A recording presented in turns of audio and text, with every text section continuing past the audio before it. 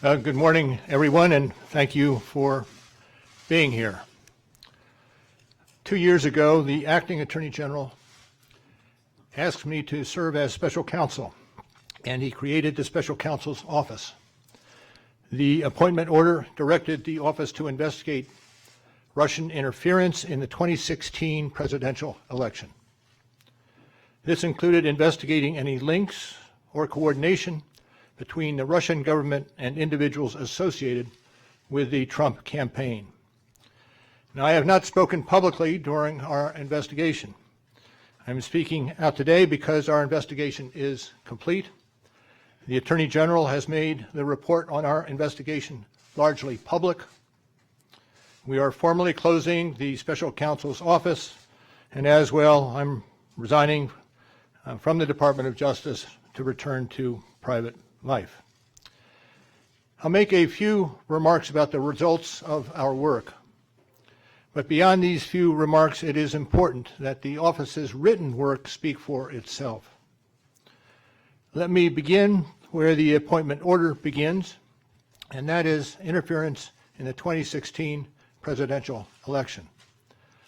As alleged by the grand jury in an indictment, Russian intelligence officers who were part of the Russian military launched a concerted attack on our political system.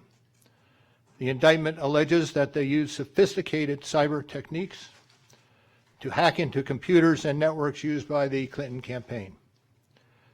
They stole private information and then released that information through fake online identities and through the organization WikiLeaks. The releases were designed and timed to interfere with our election and to damage a presidential candidate. And at the same time, as the grand jury alleged in a separate indictment, a private Russian entity engaged in a social media operation where Russian citizens posed as Americans in order to influence an election. These indictments contain allegations, and we are not commenting on the guilt or the innocence of any specific defendant. Every defendant is presumed innocent unless and until proven guilty. The indictments allege, and the other activities in our report describe, efforts to interfere in our political system. They needed to be investigated and understood, and that is among the reasons why the Department of Justice established our office. That is also a reason we investigated efforts to obstruct the investigation. The matters we investigated were of paramount importance.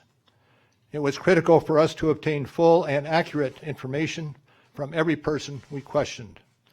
When a subject of an investigation obstructs that investigation or lies to investigators, it strikes at the core of the government's effort to find the truth and hold wrongdoers accountable. Let me say a word about the report. The report has two parts, addressing the two main issues we were asked to investigate. The first volume of the report details numerous efforts emanating from Russia to influence the election. This volume includes a discussion of the Trump campaign's response to this activity, as well as our conclusion that there was insufficient evidence to charge a broader conspiracy.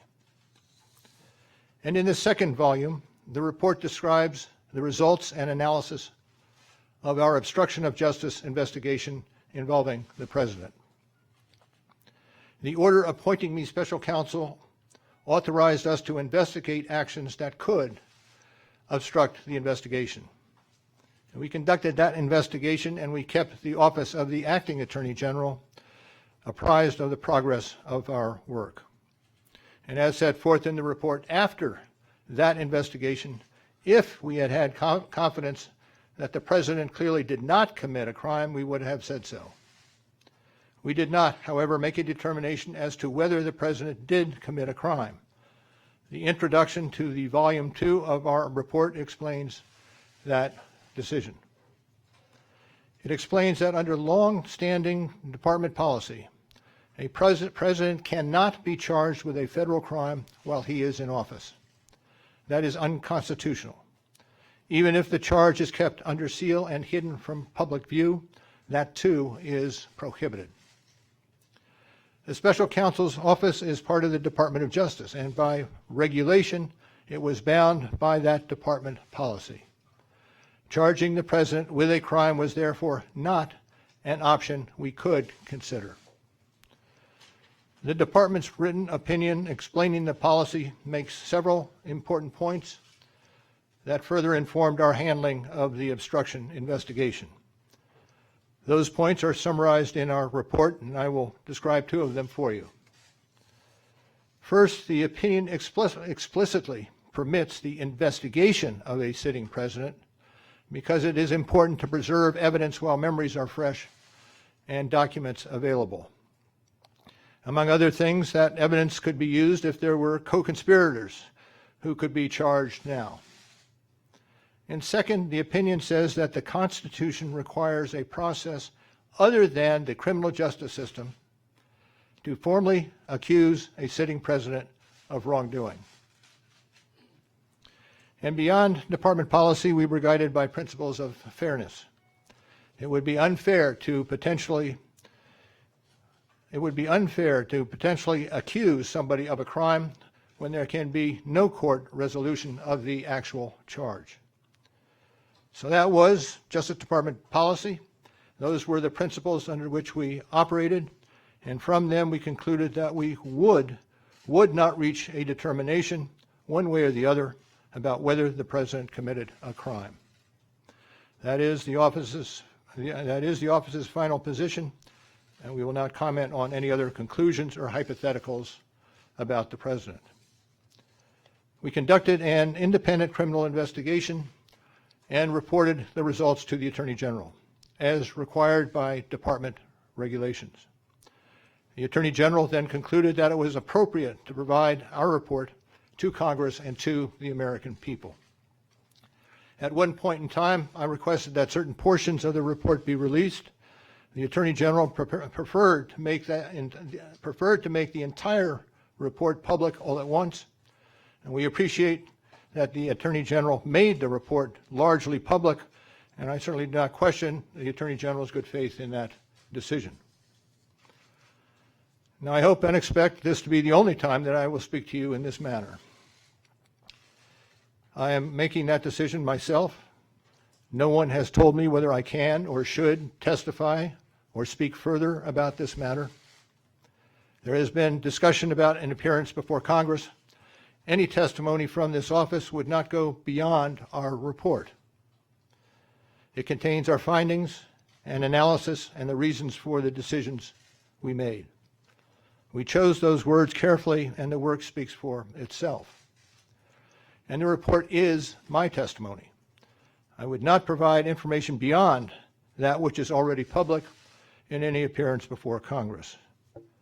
In addition, access to our underlying work product is being decided in a process that does not involve our office.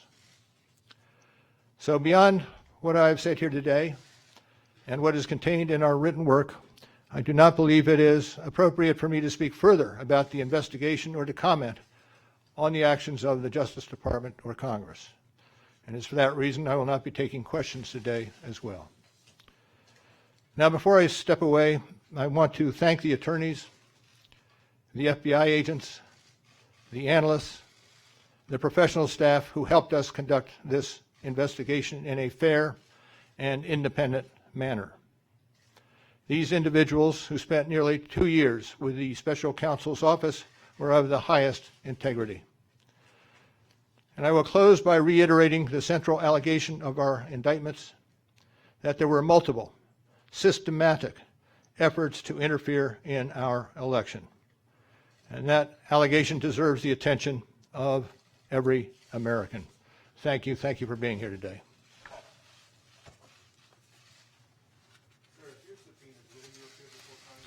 No questions.